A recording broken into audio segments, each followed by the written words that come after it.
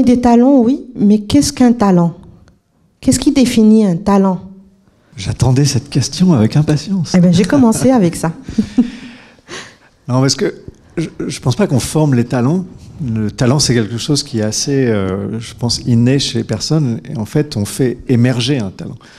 Et je pense que dans notre rôle de formateur et d'éducateur, c'est de proposer un environnement et donc des expériences, des façons de réfléchir, des outils pour que les jeunes que l'on accompagne se découvrent et puissent identifier là où ils sont bons. Et là où ils sont bons, c'est là où est leur talent. Et ce qu'on doit faire, c'est faire en sorte que ce talent puisse d'abord être identifié, émerger, et puis valorisé, donc donner tout un certain nombre d'outils. On parle beaucoup de soft skills, mais honnêtement pas que. Il y a beaucoup d'outils académiques aussi, de conceptualisation, d'esprit critique, de questionnement, qui sont importants pour que ce talent, justement, puisse s'épanouir. Bon, je ne vais pas monopoliser la parole. Donc... effectivement, je rebondis justement sur le fait que le talent, c'est quelque chose d'inné. Bien évidemment, c'est ce qui fait la différence entre telle ou telle personne. Mais bien évidemment, nous sommes là pour essayer de renforcer justement. Moi, j'ai tendance toujours à parler de profil.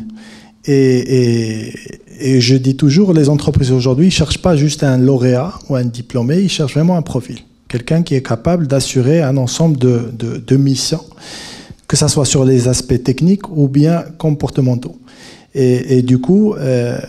nous sommes là justement pour essayer de faire de cette matière première, on va dire, un vrai talent adapté en fonction des besoins du marché. Donc, il y a effectivement un talent qui est inné, mais malheureusement, ce n'est pas le cas de tout le monde. Donc, nous sommes là pour essayer un petit peu de combler ces lacunes-là.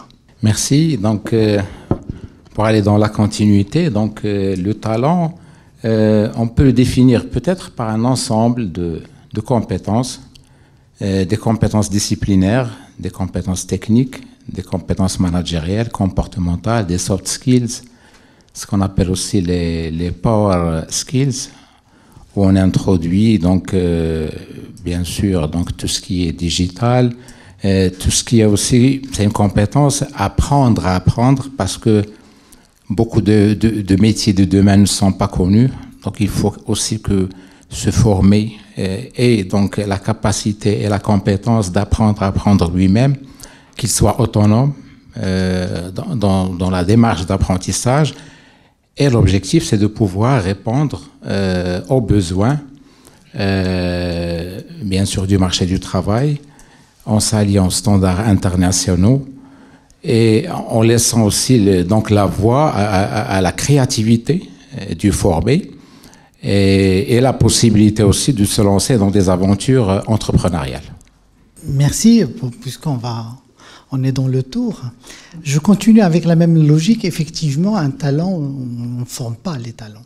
Un talent, une personne est née avec un talent ou pas. Mais on développe les talents, on les nourrit, on les cultive. On leur donne la possibilité de se développer. On leur donne la possibilité d'émerger. Mais je vais faire quand même un peu d'empathie avec vous en disant, lorsque vous avez pensé à la formation des talents, vous avez certainement transposé un peu l'idée de l'entreprise, qui est dans l'idée de la gestion des talents.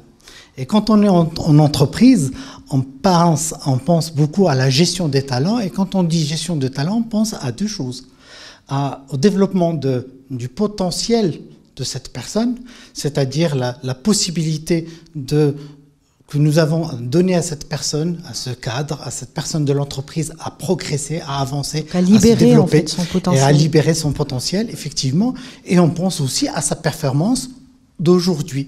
Donc quand on dit gestion des talents, gestion des forces vives de l'entreprise aujourd'hui et gestion du potentiel de l'entreprise. Et donc par transposition, je pense que vous avez dit formation des talents dans le sens formation aujourd'hui des personnes qui sont capables de répondre à un besoin précis au niveau de l'entreprise et formation aussi de ces personnes pour qu'ils puissent demain, s'épanouir, se développer et progresser au sein de l'entreprise et d'une manière générale au niveau de la société.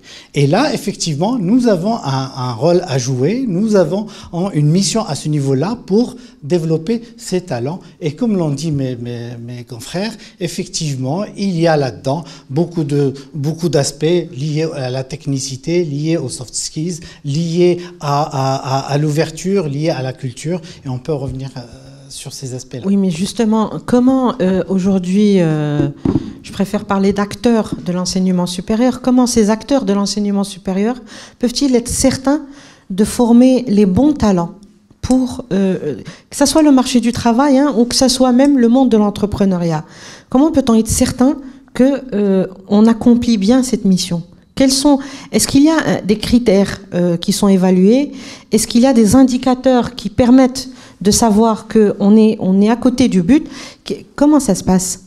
En fait, il n'est pas possible de dire est-ce qu'on a bien formé des talents pour l'entreprise. Mais on a la possibilité d'avoir des indicateurs. Le premier indicateur, c'est à la sortie de l'école, on peut se dire est-ce qu'on a atteint les objectifs fixés, parce que dans nos programmes, dans nos façons de faire, avant d'élaborer un programme, avant de le créer, on a des objectifs, on se dit on veut former tel ou tel profil, on veut atteindre tel ou tel objectif. Et donc à la fin du cursus, on peut se poser la question, est-ce que nos lauréats d'une manière générale ont tel ou tel profil et donc ils ont telle ou telle caractéristique, objectif tel qu'il a été fixé. On peut avoir aussi une autre façon, d'autres indicateurs, nos contacts avec l'entreprise. Nous avons tous des contacts plus ou moins forts et rapprochés avec l'entreprise. Ça nous permet de voir est-ce que nos lauréats sont bien, se comportent bien, évoluent bien au niveau de l'entreprise. Et ce feedback-là nous aide à ajuster justement nos formations et les adapter aux besoins de l'entreprise.